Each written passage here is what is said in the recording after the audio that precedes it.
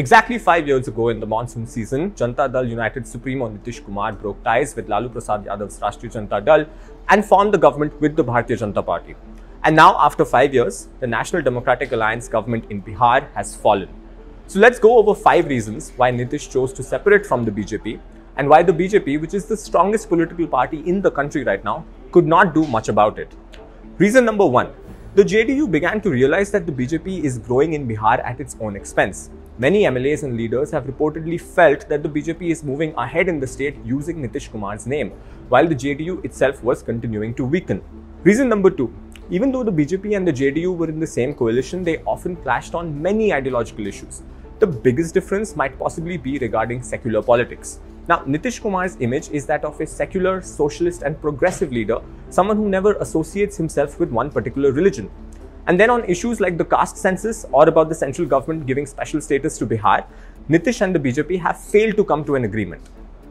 Then there's also the part about vote banks. The Muslim community in Bihar had started to drift away from Nitish, and the upper castes were also moving towards the BJP. Additionally, the OBCs were also beginning to get cut off from the JDU due to the BJP's social engineering. But on the other hand, if Nitish allies with the RJD, he cannot be accused of working towards the Hindutva agenda.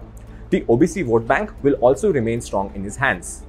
Reason number 3. In what can only be perceived as the BJP shooting itself in the foot, the National Party President JP Nadda, who arrived in Patna to attend the BJP National United Front executive meeting, had said that the regional parties in India are on the verge of being wiped out and only the BJP will remain. But the JDU itself is a regional party, and Nadda's message could only be interpreted as a threat, thereby worsening the JDU's existential fears in the state. Reason number 4. JDU National President Lalu had recently held a press conference in which he had said, without naming the BJP, that there was a conspiracy against Nitish Kumar in the 2020 assembly elections, and that's why the JDU had won only 43 seats. He even went on to say that the party is now alert and he will reveal more about the conspiracy when the appropriate moment comes.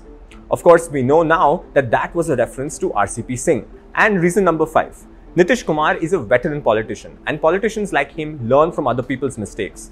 The Maharashtra political crisis, which saw the Shiv Sena split and Uddhav Thackeray being stripped of his CM post, is undoubtedly fresh on his mind. How Eknath Shinde joined hands with the BJP and sidelined his own boss? Nitish could not risk RCP Singh pulling off a Shinde on him, which would lead to a split of the party and could even throw his own career into jeopardy. But there are some other factors as well. First of all, there's the numbers game. There are a total of 243 assembly seats in Bihar. Now the RJD is the largest party here with 79 seats. JDU has 45 seats. BJP has 77 while the Congress has 19. 122 MLAs are needed to form the government. If the RJD, the JDU and the Congress combine their seats, then the total becomes 143, which is 21 more than the majority. If the JDU leaves the NDA, then the numbers are just too high on the other side for the BJP to immediately do something about it. Now, to conclude this video, we should remember that Nitish is a firm and capable politician. Despite being allied to the BJP, he constantly disagreed with them on many issues. For instance, he was on the same side as Yadav on the caste census issue. With respect to the NRC, he clearly said that he will not implement it in Bihar. And more recently, SSP Manavjit Dhillon compared the RSS with the PFI, which was strongly opposed by the BJP. The BJP even demanded that he be sacked. But Nitish did not budge, and even today, the SSP remains at his post.